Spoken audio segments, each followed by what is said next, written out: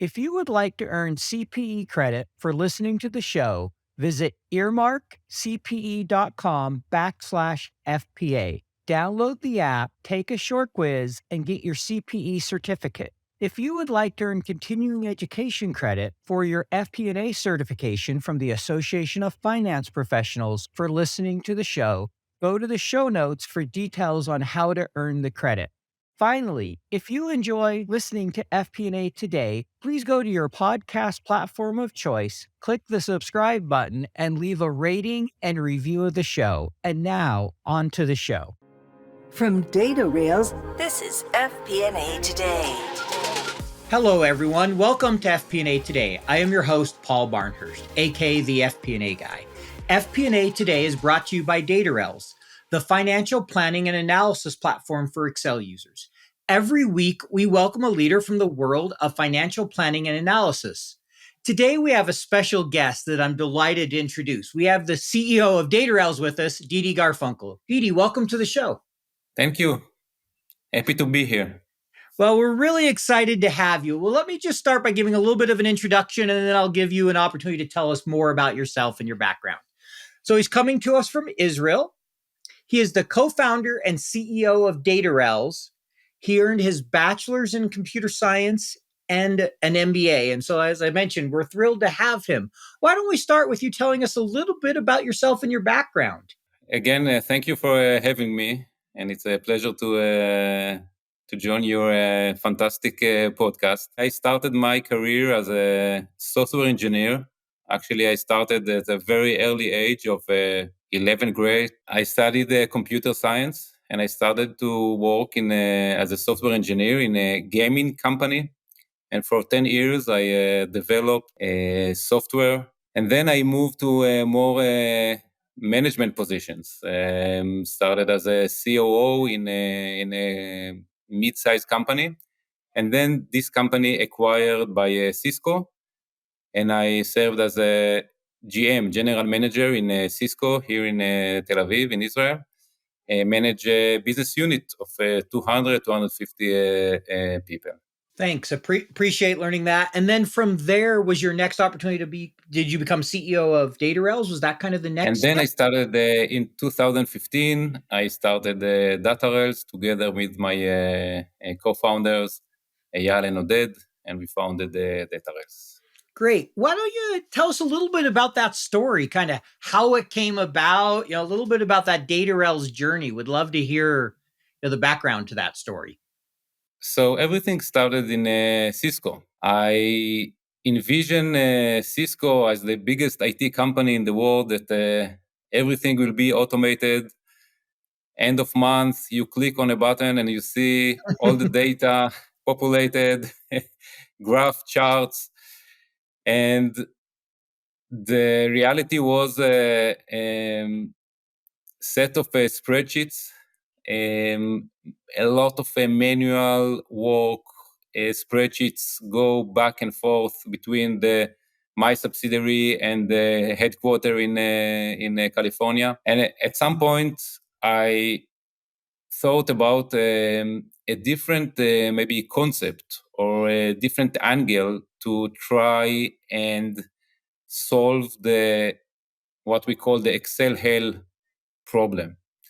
And instead of the traditional or typical angle to solve this problem by replacing Excel-based processes with vertical SaaS solutions, I came with the concept to try and let the organization keep using spreadsheets and keep using Excel, but try to transform the Excel from being a personal tool into an enterprise application.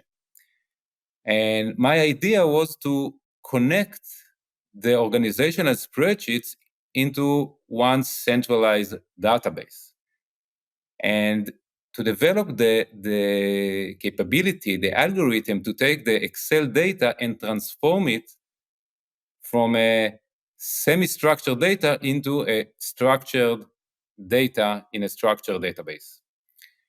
And that was the idea, and we started Datarails with a very, very wide vision without even a specific use case or specific vertical, but let's offer a platform to connect all the organizational spreadsheets into one centralized database. Got it. That makes a lot of sense. And I've heard a little bit of this story before, and I think it's great. So, how did you come to the conclusion that finance was the right vertical for this tool? How did it, go from being kind of a general purpose, we're here to make, Excel an enterprise application, as you mentioned, to this is really an enterprise application for FP&A. How did that come about? So it was a long journey, 3-4 years of looking for a product market fit from a very wide solution offering try from selling to large banks, financial institutions, insurance companies, all these giants that use spreadsheets all over, and try to find use case that can be repetitive, that can be scalable. We tried different approaches, and today it looks like that it makes a lot of sense, but it took us like a year or two to identify and to convince that the way finance people look at Excel is totally different from a way other business users look at Excel. Finance people love Excel. They see it as a essential tool, kind of the from operational system. You can say a canvas. You can say even kind of a skill that every finance people needs to have in order to succeed. So the finance department was the first focus or the first pivot from the organizational tool to a financial tool. And once we identified the finance department, the FP&A use cases are the classic or the classic consolidation challenge, Mm-hmm. because every FP&A process starts from collecting data from multiple sources in Yep. different structure, different shapes, different systems. And here, our capability to transform semi-structured data into structured data came up with a very, very strong competitive edge, very strong capability that enables us to take manual processes and automate them in a very, very short time. So the FP&A was the additional focus that we performed, and the last pivot that we've done in the beginning of 2020. And since then, we are succeeding and growing in a very, very high pace, and becoming one of the leaders in this market. Thank you for sharing that. And I'm not surprised to hear you say finance views Excel different than the other parts of the business, right? As the saying goes, you'll have to pry it out of our cold dead hands, as some people say. Excel Yeah. seems to be the definite tool of choice for the average finance professional. And as you mentioned, there's a lot of those challenges because it's not great at consolidating data. It's not great at serving as an enterprise tool, collaboration, many of the things that finance needs to do. But at the same time, it's great for modeling and it meets a lot of needs for that analysis. So bringing something that marries that and brings that together is really important. And I think, it's an interesting journey. You mentioned the 5 years of finding product market fit, kind of starting in 2015, 2020, really getting turned to FPA. And it sounds like today you're seeing a lot of growth and you've seen a lot of adoption in the marketplace. How is kind of Datarails being received, and how's the kind of that growth journey going at this point? Since we started to sell to the FP&A solution, and we focus on small medium businesses, companies between 50 employees, once you have some level of complexity in your financial department, Yep. until 500 or maybe 1,000 employees. This is our spot. We speak directly with the CFO or the decision maker, and the promising is to take all the models, templates, all the processes that you have today, and first automate the processes and save a lot of time, a lot of mistakes, and make everything automated. This is one. Second, the ability to analyze the data, because now everything is in our database. So you can analyze the data in a way that you couldn't do it with just spreadsheet, because now we have database beneath these spreadsheets. So analyze and visualization. You can share the data. So we actually provide a full product offering with automation, analysis, and visualization, that everything is built around your existing models and existing processes. This promising is very appealing. So we are able to sell the product and to grow in a very, very impressive way, regardless of the situation in the COVID, not COVID, the economy, we sell in different prices, different price structure. The product market fit is super, super strong. And we are growing in double figures every year. And we continue to invest a lot in the technology, in the growth itself. And we are adding, we are not stay with what we have. We are adding more and more capability, focusing now, and probably we'll talk about it later, about the new, let's say the world roadmap, okay? The AI, or specifically the Gen AI, that we believe is the next phase, the next thing in the business software at all, but in the CFO software, the CFO tools, we believe that it's a game changer. Great. And yes, we'll definitely get to AI here in a minute and talk a little bit more about that, as it's transformed our world over the last year to really see it become mainstream. I mean, it's been out there for years, but we've seen that mainstream adoption at a level we've never seen before. But before I jump there, I just want to ask kind of one more question. Obviously, it sounds like one of the biggest challenges you face as a company is finding that product market fit. It took several years. And I imagine there were some real challenges during that. But what are some of the other challenges you faced after finding product market fit? What are maybe some of the biggest challenges you faced as you've tried to scale the company?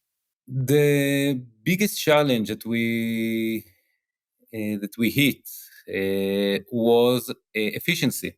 In end of 22, together with the entire SaaS world, we wake up in the morning and we understood that it's great that we sell like crazy. We increase our top line in an amazing pace, but we burn too much money.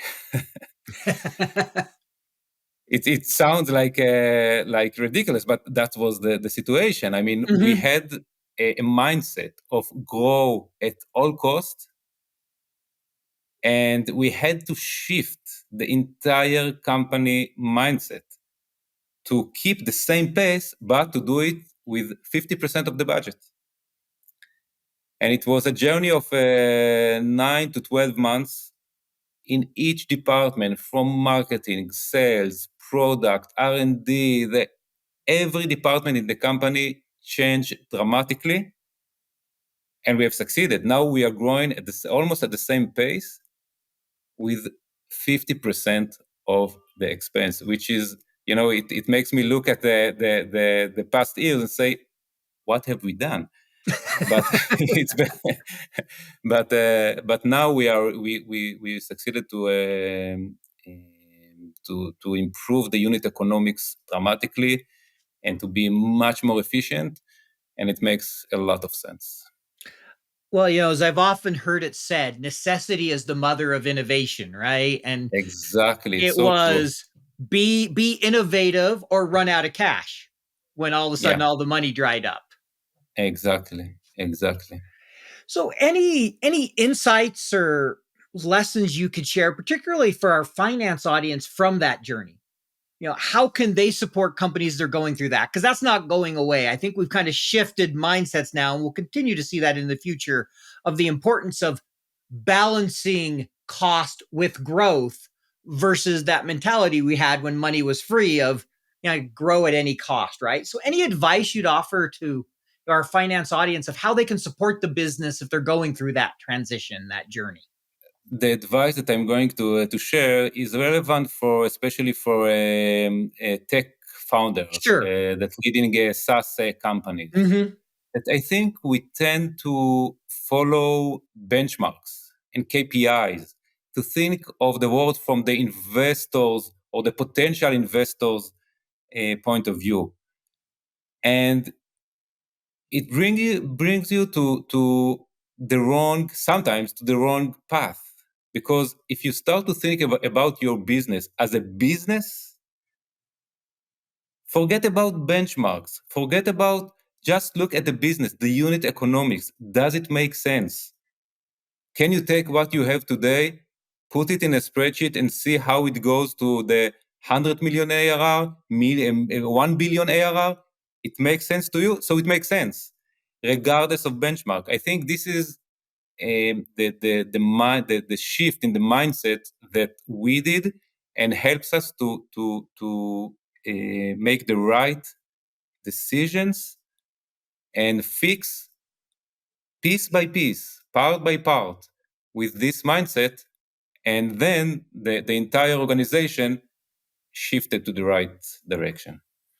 Got it. Appreciate that. So if I heard that right, it sounds like sometimes just stepping back, ignoring the benchmarks and all the things, looking at the unit economics, looking at the business and say, is this scalable at these numbers and how do we do that? And focusing on the true business measures, not the investors, not the benchmark, not the metrics, but kind of true to who you are and how you would scale it. Is that what I'm hearing? Exactly. You know what it is like. 13 different spreadsheets emailed out to 23 different budget holders, multiple iterations, version control, errors, back and forth updates. You never really feel in control of the consolidation and collection process. Yep, I've been there. Stop, breathe. Datarails is the financial planning and analysis platform for Excel users. Datarails takes data from all your company's disparate sources. No organization is too complex, consolidating everything into one place, secured in the cloud. Now all your data finally talking to each other. Everything is automated back into your report in Excel. Cash flow, FX conversion, intercompany transactions, now automated and up to date.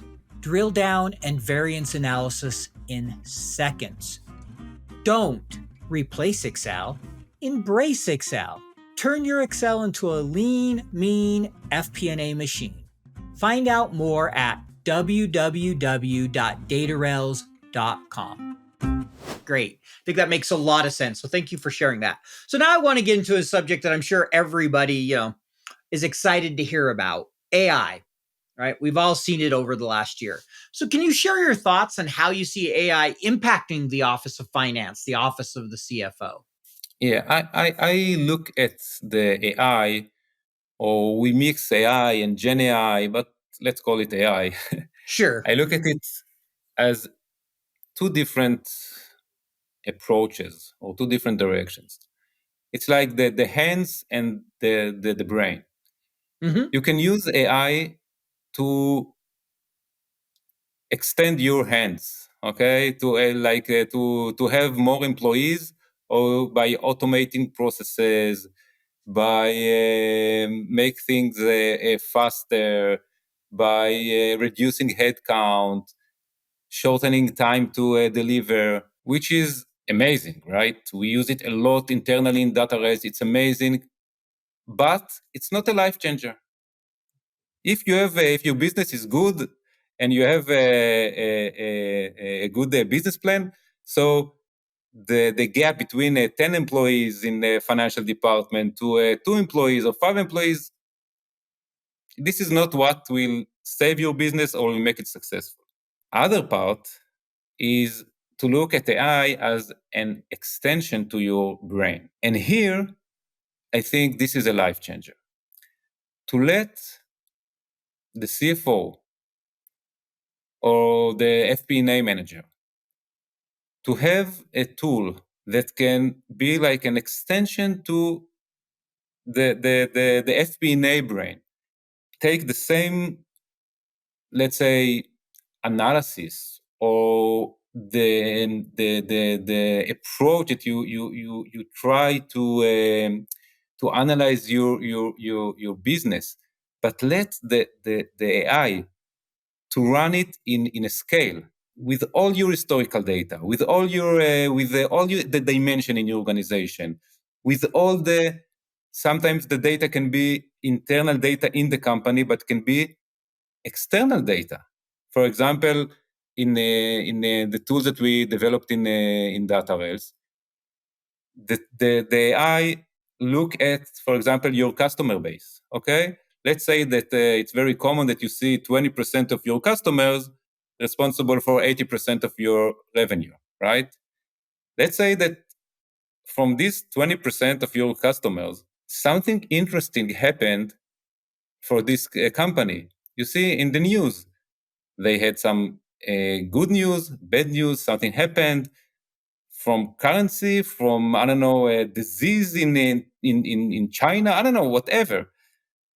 And you as the C4, the FP&A manager, you cannot hold and process all this data.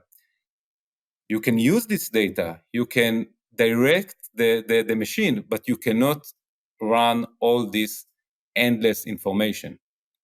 And AI can take and can be this multiplier that can take a good CFO and make him the amazing CFO with this capability. And I think this is a life changer. This is a game changer that can change the industry, can change the way CFO works.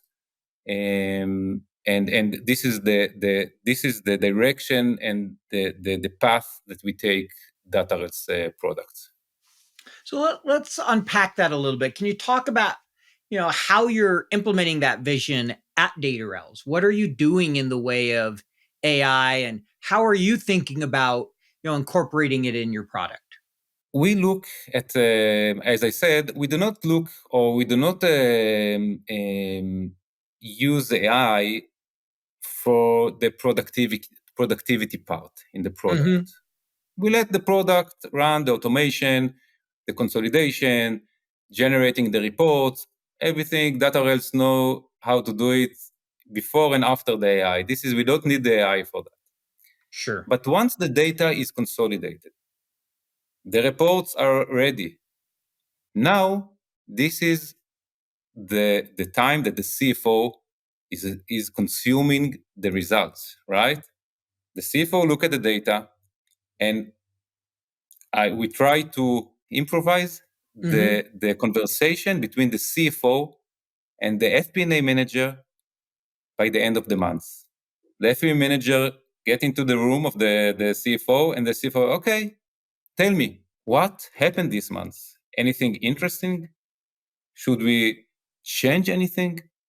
Something relevant that I need to know that happened in the finance department, maybe in the operational side of the organization, maybe something that happens in the business world that I should be aware of, right? These are the type of the question that the CFO asks the FP&A manager, and the FP&A manager should provide. And this is exactly what we build. We're already providing very interesting capability, but we invest a lot of manpower and brain power in this direction to make it the perfect, we call it the virtual FP&A assistant that can answer exactly these questions. Thank you for sharing that. And Yeah, I think virtual assistant is a good term for it. I've heard some people refer to some of those type of things as almost like an intern or a junior analyst. You still sometimes have to validate things, but it gets a lot of the work done for you. It gives you good insights and gets you started on that journey, and really can make things a lot easier. And so I appreciate you sharing that. I'm curious, your take. How do you, as a CEO, look at your finance and FP&A department? Like, what do you want from them? What's your expectations? So first, we use Datarails in Datarails. so so the FP&A, I experienced the same experience that like each one of our thousands of customers that use the system. First, the basic ask from the FP&A department is to have the data accurate, organized, consolidated, and ready to. This is one. I mean, before that, you cannot do anything. Yep. Second, I want my ritual information. I want every day to see this, every week to see that, every month to see that, and I want my dashboard. And above that, I want the exceptions. I want to know what's going in the wrong direction, but to know it on time. Once it started, before it's getting something that it's already a problem, I want to know before the problem is arrived. I want to know if something happened behind the scene. I can see that the revenue is going up, but maybe something changed not only in the revenue, the total, but something happened under the hood. Maybe the customer territory, can be maybe the industries. If there is any trend that I'm missing, to make sure that I'm not missing something that at the end of the year I will look back and see we missed that. And the way we develop Datarails, we also use it, of course, in Datarails. So if something happened in Datarails and in the company, and the Datarails product couldn't identify or let me know ahead of the human FP&A, so I know that we need to improve more and more parts in the product. So my ideal result is that I get the push from Datarails that I need to pay attention to this or to that. Got it. It's great that you used it internally, and it gives you that opportunity to see how customers use it, right, as you're using it yourself, and how to push that. And obviously, as you mentioned, you want to see all your financial reports. The baseline is those table stakes of, hey, getting the historicals right, so then we can predict going forward. I'm curious, what advice would you offer to, finance professionals, CFOs that are listening, if they want to start implementing AI, and not just necessarily in an FP&A tool, but just in general, how should finance be thinking about implementing AI, within their functions as a whole? Any thoughts there or advice you'd offer? I think that to look at AI, because we know that we are in a very early stage of this revolution, I think that everyone needs to look at AI not as today, but to look at 2026 or 2025 and plan the path to get there with the right tools, the right technology that can get you to the real, to the core of the AI revolution 2 or 3 years away. And I think that for the CFO today, it's pretty confusing today. I can imagine the CFO goes to I don't know, some conference from Ernst & Young, PwC. They go to a conference and they hear AI, Gen AI, but they go back to their companies and they have the day-to-day is very many details, numbers, spreadsheets. So there is no no connection. And I think this is what stands behind your question, right? This is no connection, and you cannot do the revolution in one day, but you can think of the path. And now you need to choose the right partners or the right technology stacks that will take you in the right approach. This is what because what we have today is very, very, very impressive. It's just the beginning. Yeah. That's what's amazing is to think, hey, we're at the beginning of this journey in that we'll be doing things in a couple of years that we haven't even thought of yet today. I think we really, will continue to push the envelope and see real leaps and bounds. I mean, if you just think, when ChatGPT came out with 3.5 and everybody's getting examples of all kind of the mistakes it's made, how much progress it's made to today with adding code interpreter, adding the internet, adding images into it. You can take photos and being more accurate. And that's only going to increase with more time, more data, more focus, more, investment. So I agree with you at the beginning of the journey. And I think every CFO needs to chart out their path. They need to think about what makes sense. What's that journey look like? How do I, benefit my team with the resources I have? So appreciate that. So this next section we like to call this the get to know you section. And it's just a couple questions to help us get to know you a little bit better and kind of have a little fun. So the first one here is, what is something interesting or unique about you that not many people know? I think that the one thing maybe is I dropped out of school at the 10th grade. Oh, wow. I was a computer nerd. I wanted to to uh, to do coding, so I left school and I continue by myself. Um, so maybe this can be an interesting point to all the kids that having troubles and can't find themselves in schools and in some with all the discipline, and school is just a phase. Everything is possible. Great advice there. So I'm curious. I'm going to ask a follow-up question here. What was the first coding language you learned? It was basic. It was with numbers 10, 20, 30, 40. It was each line had a number, and then Pascal, and then C++. That makes sense. My daughter does. She's 10 and she goes to a coding class. They start with Scratch, and she's been enjoying learning the basics of coding. So I think it's definitely a valuable skill, and it's one that I think it's good for everybody to know at least the basics. So this next one is a fun one we like to ask everybody. If you could meet one person in the world, dead or alive, who would you want to meet and why? This is a tough question because there are many, areas or many Sure. topics. One for sure is this guy, Michael Jordan. I don't know if you can see the picture. I can. We talked about that one earlier. Why Michael Yeah. Jordan? I think that he was an exceptional in the way he competes. The way he Mm-hmm. competed, it was exceptional. He saw nothing else but winning.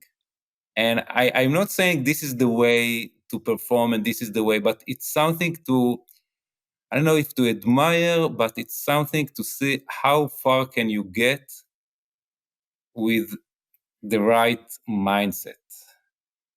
So this is Michael Jordan. If you and I really like or admire people that with a vision, that you look in retrospective and think how the hell they knew, how they had this courage and this visionary and this capability to think ahead. So maybe the first prime minister of Israel, the David Ben Gurion, this is one person that you can say how he was such brave and such a long-term visionary to think about how to build the foundation of this successful country as we are today.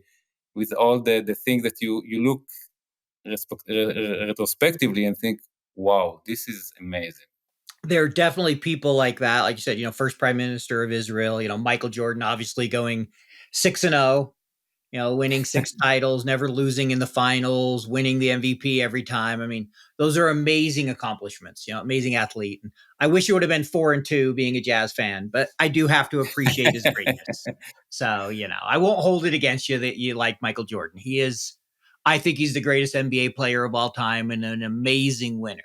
He was truly amazing to watch. So I will totally agree with you there. So this next one, this is a fun one because as we talk about generative AI, we like to ask people, and what's the last thing they either Googled, looked up on YouTube, or used generative AI? What's the last thing you asked it?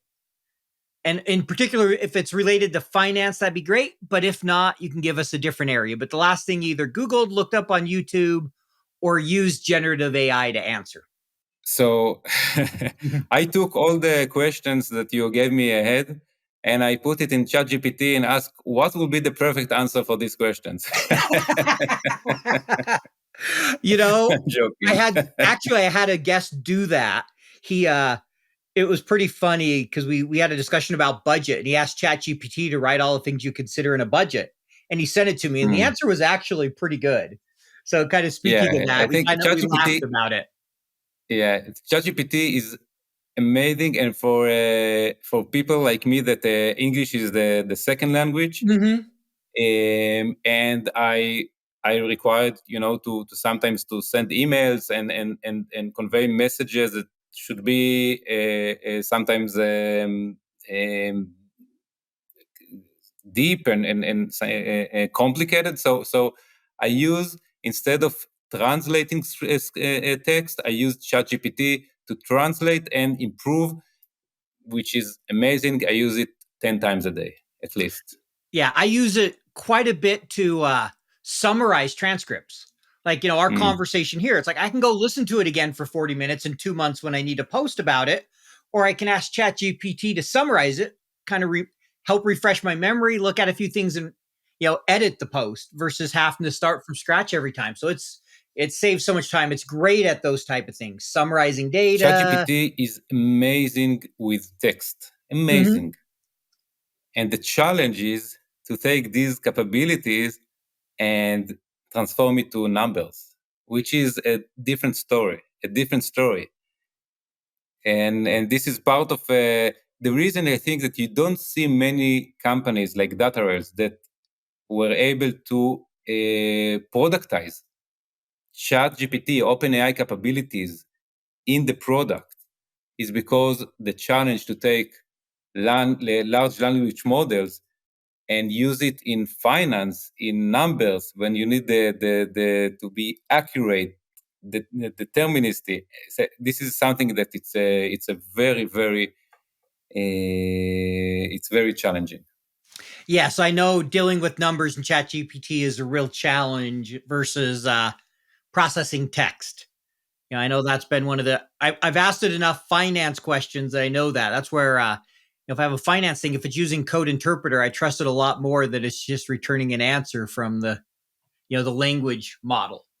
Yeah. So I agree with you 100% there. So this last one, this is a favorite question of ours.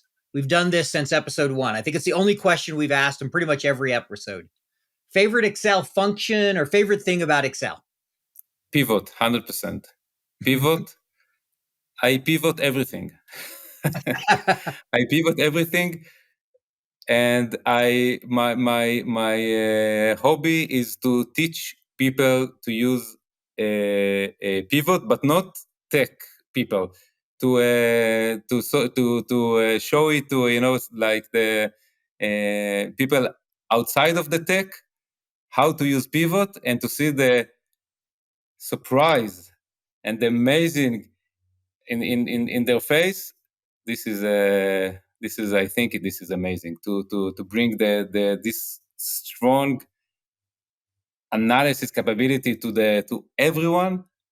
This is something that Microsoft did so well. Yeah, the pivot table.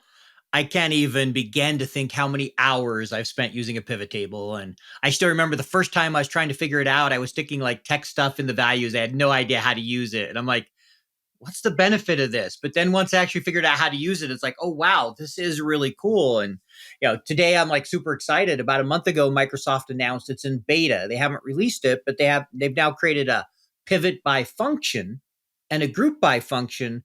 So you can create that same, with dynamic arrays, you can basically create dynamic pivot tables. You don't even have to run it through a pivot table if you don't want to. Right. And there's some benefits of why you do both, but it's just exciting to see, more and more ways to analyze your data within Excel. I'm excited for the continued development that comes. And yeah, I'm a huge user of pivot tables, so I can appreciate that answer. So last question here before we let you go. If someone wants to get a hold of you or maybe learn more about you, what's the best way for them to do that? Come play basketball with me. If you want to meet them, ask them to where to join the basketball game, the pickup game.